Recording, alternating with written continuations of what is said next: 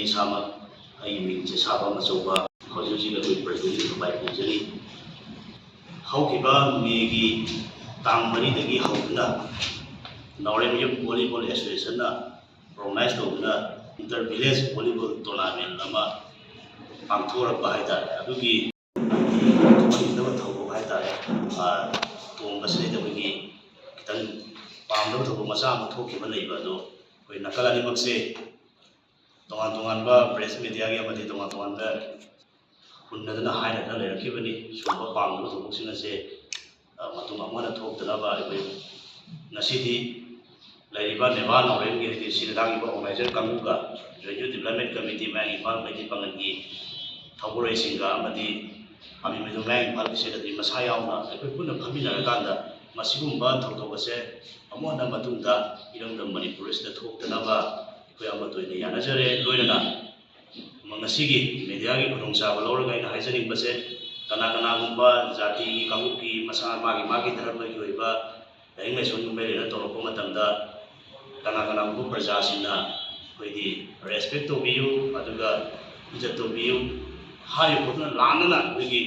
प्रजासिंगदा disturb तौबरम तारगदि disturb तौरिबा meso अखोइ ग्यान तानमिनसी हाइबदि अखोइगी प्लेयरसिंग सौगत्पीब ball any tournament से नबॉल सिंबखत नते मैं सिंबू अतोप अतोप लमसिंग टूर्नामेंट बॉल को थवाई यौब है वॉलीबॉल को सपोर्ट तौरीब प्रजा खुदिमकना अखोई भावोकसिंगना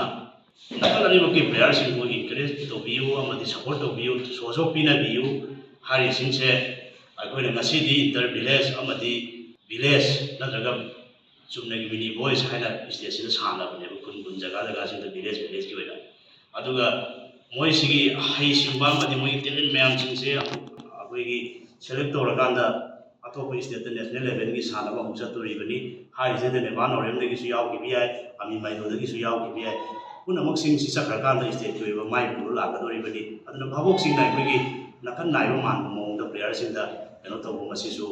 हाना तौगिब लेरसु तौरमदब ओइतारगसु तौबिगनु हाइनसु मसिगी मीडिया की खुदोंचाब लौरगा हाइजनिगी अदु कोइ नकन जानि माइबांग नौरेमगी एडवाइजर इन लेजरनी होखिबा नेगी तांग्रा प्लेटा फाइनल सानजबनी नियरदगी होरगा फाइनल सी मिनी कैटेगरी अमगा इंटरव्यूज अमगा तौजबनी हारिबा टूर्नामेंट अनि सिगी फाइनल मैच तांग्रा प्लेट नेगी ड्रा टेस्ट सानजबनी अहानबा मैच ता मिनी हाना साननजरगा इंटर विलेज न कोन साननजबनी हारिबा इंटर विलेज की फाइनल मैच दा एकोनी याम कना बबोक्सिंग याम नवानी यंगी ताजादा बबोक्सिंग सराना थोड़ी है ना ऑफिशियल कंपूगा अंबागी ऑफिशियल कंपूगा को ऑर्गेनाइजिंग कमिटी ऑफिशियल सिंग संग लगे यंग दस कोइन पाम तो दोक्सिंग सितुरमनी सिदा अखोई जॉइंट एक्शन कमिटी में इम्फाल ने माइबा नौरेम मरक सिदा नुवाइनदबा अखोई प्रिंट मीडिया दा अखोई नुवाइनो खरा फुंदुकनरुले अदुबु तुंगदा असुमदसी कनाना सुमरिबनो कनाना लालिबनो थाइबसी खंथमिनरगा अखोइसि वा सुमाइना भाब तामिनबनी सिदा मणिपुर लेरिबा प्रजा खुदिमकना मुंबई कोइना खितंग भाब तामिनरदुदगी नुवाइतबा तो थोइबसी गापिगनी अमदि अखोइ यामजरे हसिबो मताइ